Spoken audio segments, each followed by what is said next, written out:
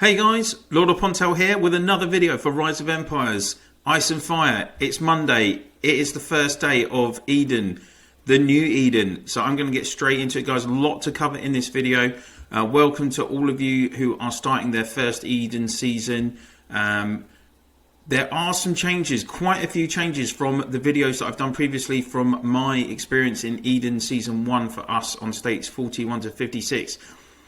The first thing to cover is the range of states. So for those of us, I believe, in states 1 to 56, as predicted, we have been put together. You can see I'm right next to Alonzo Rowe. He's from state 27. I've got various people around me. State 49. Okay, that's the same as before, but there are various people here. So you will see that I'm currently in the Win Guild. There is a reason for that. So some of you this morning might have landed into different maps compared to what you were thinking, and this also happened to me and some of my friends from our alliance. So the game had actually put a 7-day cooldown on if you moved alliance. You had to have been in that alliance for 7 days before they signed up to the game. I was in IMM Immortals for 6 days, missed it by 1 day. So what's happened? Well, so Immortals ended up in map 2, I think. I've ended up in map 5. Let's have a look at the map. Ironically, most of my alliance, as you can see from Undisputed in 55, state 55, they have ended up in the section next to me. So that's a nice start. This is a different looking map, as you guys will probably realise from the previous videos that I did from Season 1. Couple of things to note at the moment. It seems to be a bigger map. There are more towns. It looks like the same amount of capitals, and you've got the single ancient temple in the middle. It has also kind of been split distinctly into 4 sections: east, west, north, south, obviously. And so we are in the east section. This morning, when I had the option to sign up to a guild, I was only able to select guilds that were in my section of the east map. So I joined Win. A couple of my other alliance mates have also joined. Let's talk about specialization points. So this is day 1. What did I do today?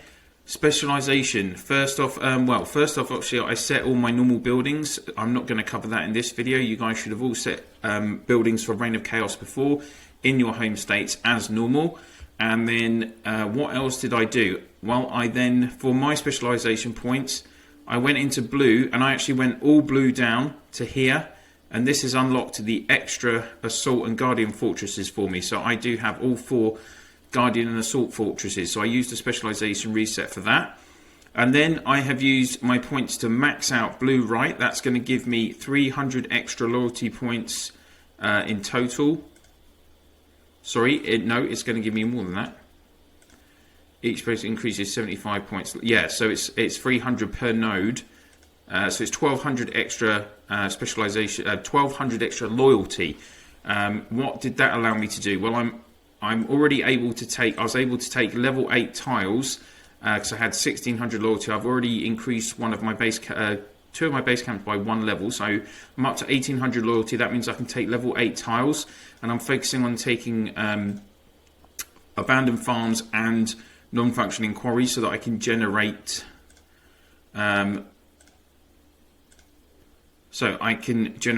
these terrible hardtack military supplies, so that I can then generate that into more military supplies so that I can upgrade my coalition base camps. What has changed in terms of guild structure? Let's have a look. So in the guild, when you start, there's a limit of 50. This was kind of expected. We had presumed this might happen.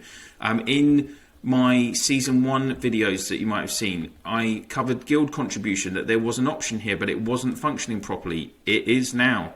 So if you're contributing your supplies to the guild contribution, and you have to contribute...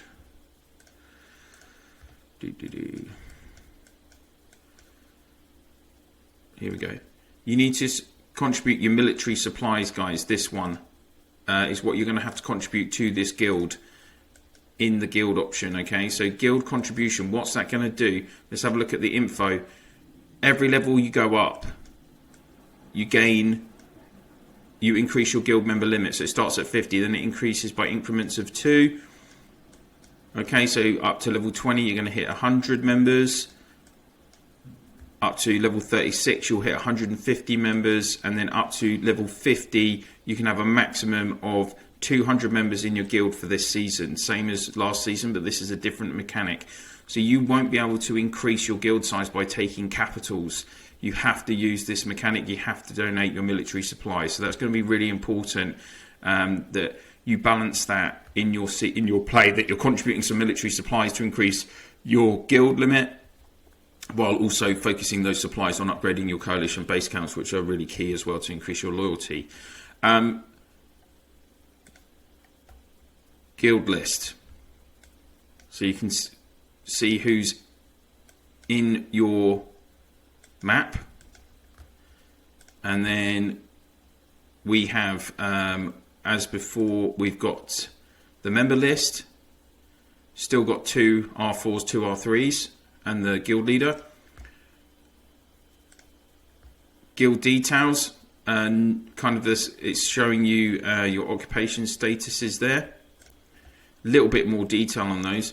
Member contribution, again, same as before. You're gaining the points, and you will get points if you look for that contribution now as well. So there you go, guild contribution EXP, you'll get points for that.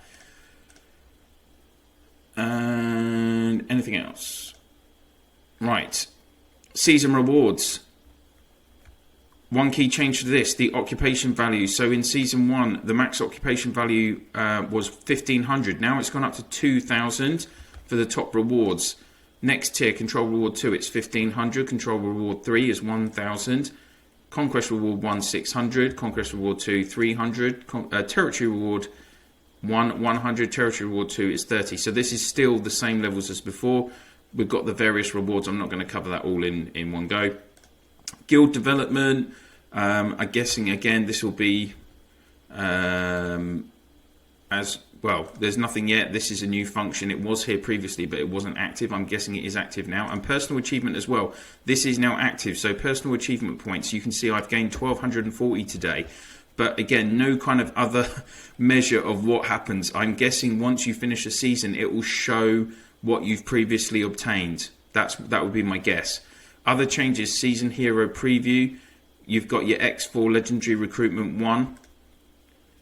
And we have Son of Ragnar has been added to the other 7 that we could get in the previous season, which means that on legendary recruitment 2, Skander has also been added.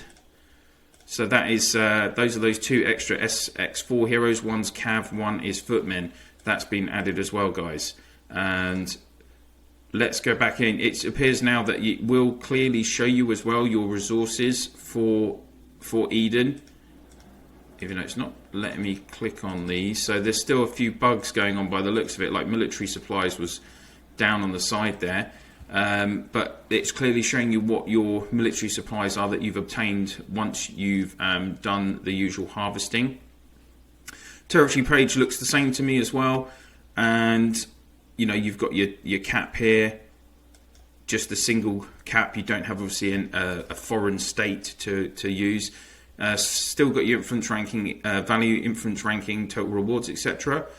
Back into season, so seasonal challenges here again, guys. So you'll want to do, for those of you that might be interested, you could unlock Elite. It's $20 or $19.49 in the UK. This looks to be the same as the previous season, and obviously you'll get all of these extra privileges on the right hand side. Daily quests, you've still got these options to take 5 tiles, do 3 troop training, and upgrade at least 1 building by 1 level. And then we've got the challenge missions. As you can see, these are on the go, and we've got a countdown for further challenge missions as before, as we run through the season up to the 41 day mark. So that is all looks the same as before, guys. Not going to waste any more time on that. Structure of the map, as I said, a lot more going on here. It's a lot more densely packed as before, and that's probably why you've got these higher occupation value levels.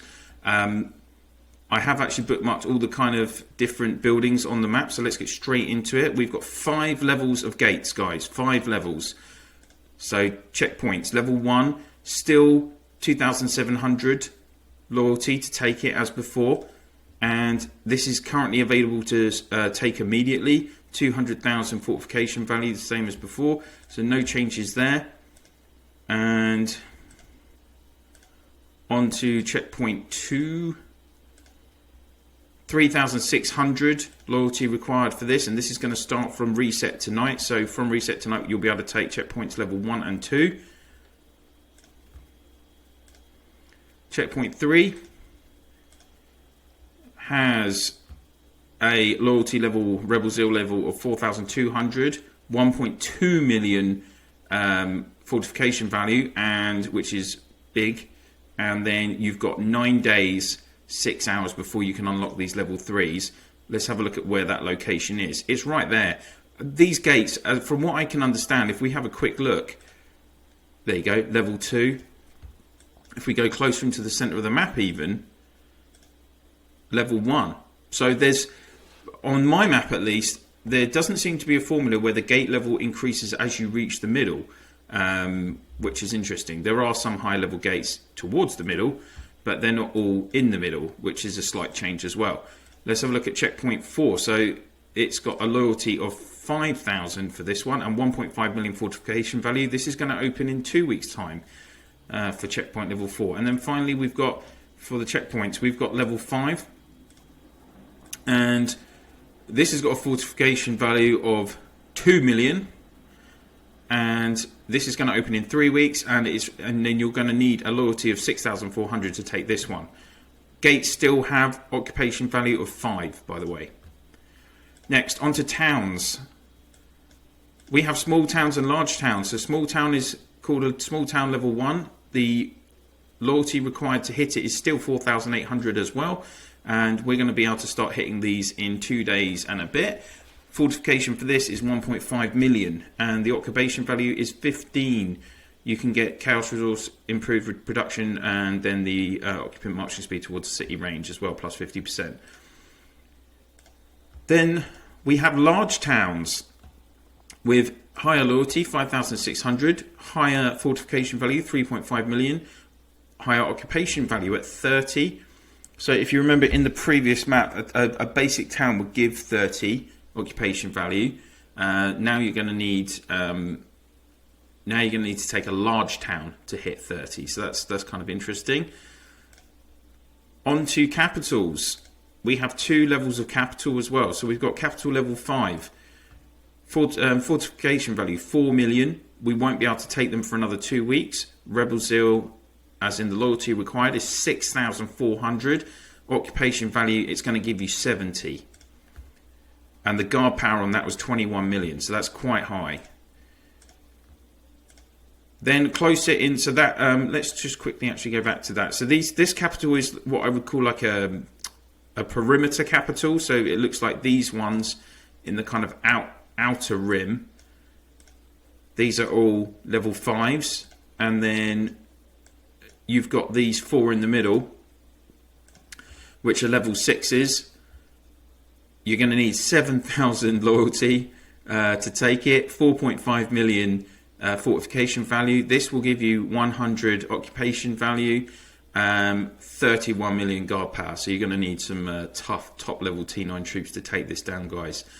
Interestingly, so as I said before, the capitals will not give you additional capacity in your guilds. That is a big change from previous Eden seasons. So you need to do your guild capacity by doing that contribution, as I've just said.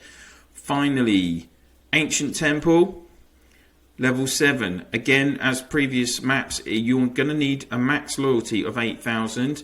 It's got a guard power of nearly 43 million, huge. We're not going to be able to take it for another almost 4 weeks. It's on a 25-day countdown until you can take the Ancient Temple. So plenty of time to get there, guys. And it's got 5 million fortification value this time. Occupation value 600. So it's a bit more than last time. Only the one of those, of course. So there we go. That is kind of... I'm just looking at my notes now. Yep, so I've kind of... I've tried to cover as much as I can. So for those of you in your guilds as of today, I think you're going to want to focus on leveling up your loyalty. That's got to be key for the next few days in particular, so that you can get to that 2,700, so you can take a level 1 gate. You guys should be moving towards whichever gate you've kind of identified as being key for your strategy. Thinking about checking those other guilds on your map, maybe thinking about your diplomacy, your strategy for diplomacy on this season. Are you with guys that are unknown allies? Maybe you need to branch out and talk about that.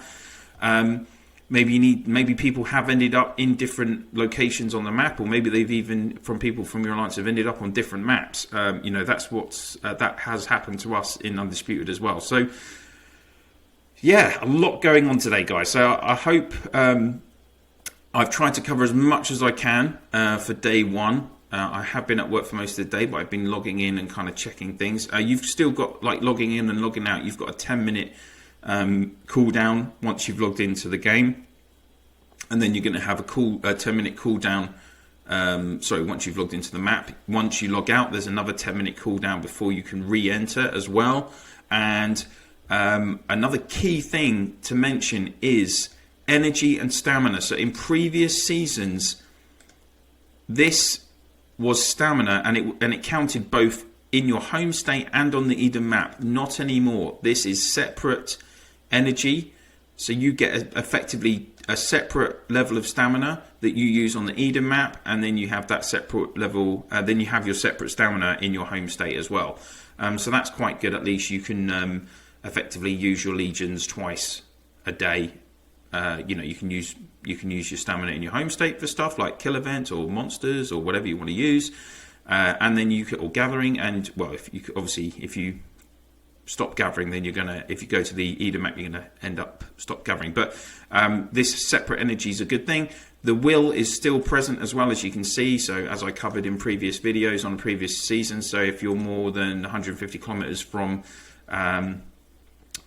your castle location, you're attacking a tile or another castle, that's going to affect your troop damage up to 70%. So please be wary of that. And I really think that is everything for now, guys. So I hope you found this video helpful. I wish you all the best of luck for your season of Eden. It is going to be pretty hectic, I think, on these bigger maps, and with some very high loyalties required to take these various buildings on the map. Plus, we've got all these new gameplay mechanics that the developers hinted at it in the code and the way that Eden was structured previously, but they are definitely all in use now. So yeah, just let's get going with it. I'll be doing more videos on Eden in the coming days once I've played a bit more myself. I hope, as I say, I've tried to cover as much as I can in this first video on day 1, and I'll be covering things in more detail as and when we go. One last thing just to confirm with you guys is, very important, is this shield. You can still charge your shield with a 2-hour charge time, 8-hour protection. So that hasn't changed either, okay? And neither has the telepads. So you'll still need to make those 4 tiles next to each other, so you can then place your pad, as I've shown in previous videos. So moving around the map appears to be the same. Shielding your castle appears to be the same. There you go. That's it, guys, for Eden Day 1. Thank you so much for watching. I am going to have a recruitment video coming up very soon with about 700 super tickets I'm using across all four of my C25s. We have SX Hero recruitment available for us today. Really looking forward to doing that, guys. So that's going to be coming very soon. Watch out for that. Thank you very much for watching. If you have any comments about what I've covered today in this video, please put them in the comment section below. I will review them and come back to you as soon as I can. And for those of you that haven't already, please do click on that subscribe, ring the bell, and I'd love it if you could share my channel in your alliance chats, province chats, and guild chats now. And of course on WhatsApp line, Discord, whatever you use to communicate with your teams in the game, guys. That would be absolutely great. So thank you very much for watching, and I will see you soon.